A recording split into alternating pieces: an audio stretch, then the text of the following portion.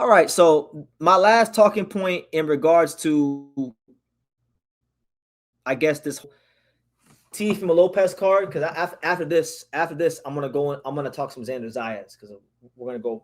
Teo Shakur, Zayas, and Barreau, and then we'll go Murtazali of Kelly, and then after that we'll freestyle it. So shout out to everybody here. We're nearly an hour in. Make sure you guys run it up. Hit the subscribe button if you're new to the channel. Super chat, all that blase. Let me know what city, what state, what continent you're watching from. And welcome to the home of boxing on YouTube, the untouchable True School Sports Empire. It's everybody's favorite late night program, True School After Dark. Yes, sir. Yes, sir. So I want to talk about this right here. That's Teofimo Lopez. Is Teofimo Lopez suffering from Danny Garcia syndrome? Because really and truthfully, I see a lot of similarities. Let's take the obvious. Both Latino, right? Both the 140-pound, lineal champion. Both had iconic wins early in their career. Both had very outspoken fathers. Polarizing fathers. Fathers that boxing fans either love or either hate. There is no in between when it comes to Angel Garcia and or Teofimo Lopez Sr., right? Danny Garcia was very loyal to his father because he said, you know what? We started this journey together. We're going to finish this journey together, which I can admire because a lot of fighters these days, they lose a fight or have bad performance and they change trainers like girls change their boyfriends and change clothes these days, So there is something very noble and respectable about that, and I like it. But at the end of the day, this boxing game, this fight game, guys, it's cold, it's brutal, and it's extremely unforgiving to any and every man. So you got to be selfish. You got to do what's best for you. And, like Teofimo Lopez has shown a pattern in his career of not having that ability to adjust, of, not having consistent performances.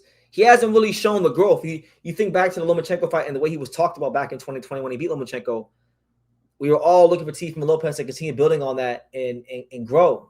And he really hasn't grown at all in boxing. And one thing about boxing, much like life, if you're not progressing, you're regressing. If you're not getting better, you most certainly are getting worse. So my thing is Teofimo Lopez going to follow the same path as Danny Garcia?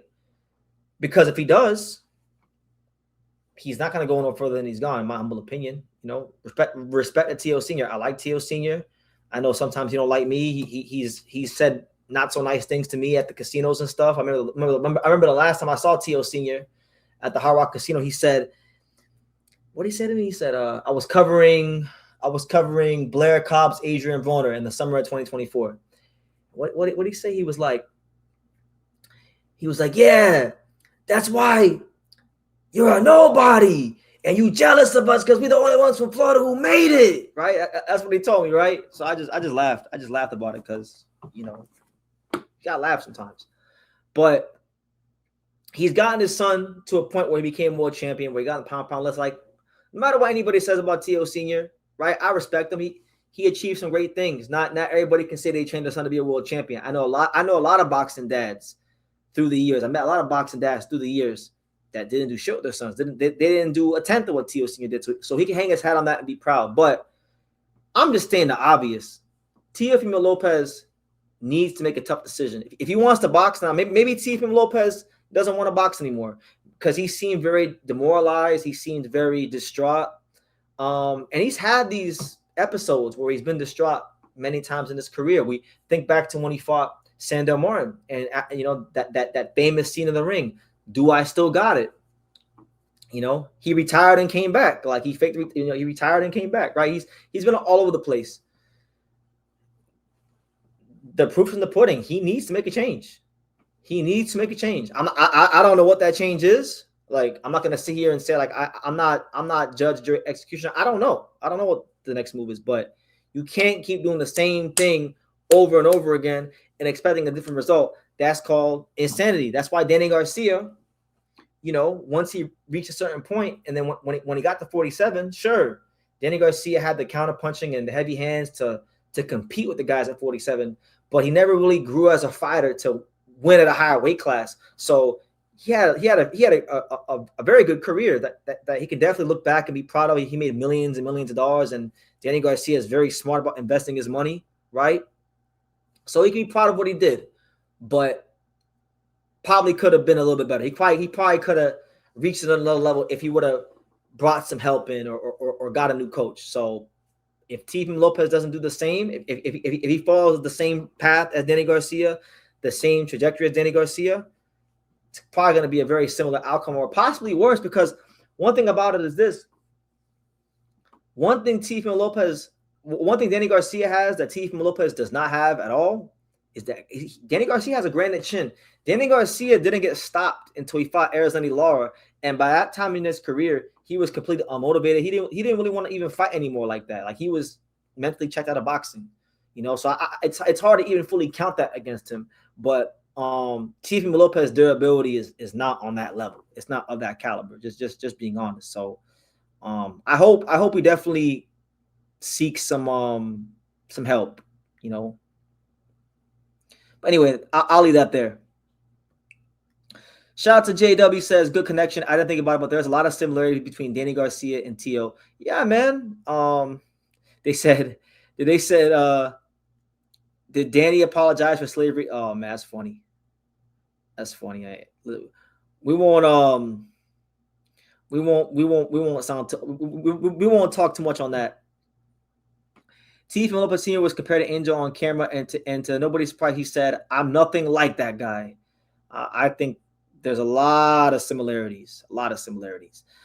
Another name is Mikey Garcia. Mikey. No, look, I wasn't the biggest Mikey Garcia fan when he was fighting. But Mikey Garcia, I think, was a better fighter than Danny, and yeah, you could probably say, I don't know. It's debatable, because Mikey was so good early in his career, and then once he left Top Rank and started touching that Al Hammond money, he didn't really challenge himself. Like, yeah, he fought Earl Spence, but like that was like no one was going to criticize him for the Spence fight. Like, the fight he should have made was Lomachenko. So I mean, that's I can see the similarities, but Mikey Garcia, if I'm not mistaken, he was 4 division champion, right? I believe he was 4 division champion. So he achieved more, even though you can still say he didn't necessarily have the great wins later in his career.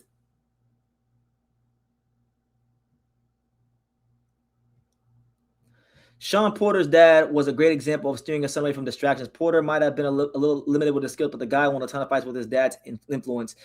Man, and not just that, like Kenny Porter, that guy is a drill sergeant. That guy does not play. So you're right. Shawn Porter wasn't. Shawn Porter's not as talented as T.O. Or even Mikey Garcia, but he maxed out. He's one of those fighters that in his retirement days, when he's laying by himself late at night, when he reflects on his career, he never has to look in the mirror and question himself if he got every last ounce of potential out of what God gave him. And so when you can get to that place in your life and in boxing, that's when you know you've won. You understand? So I'm gonna leave it at that. I'm gonna leave it at that. As far as T.O., I answered the last T.O. question, and then I will go to Xander Zayas. J-Dub says, is T.O. a Hall of Famer, 2-division lineal champion, beat quite a few good fighters like Loma, Taylor, Comey, Barbosa, Ortiz? Questionable. Now look, me personally, he's on the borderline. I mean, he has a loss to George Kambosos, so does that cancel out anything? Because that loss aged like the most spoiled milk you can think of. I think he needs another big win against somebody that's like a top guy.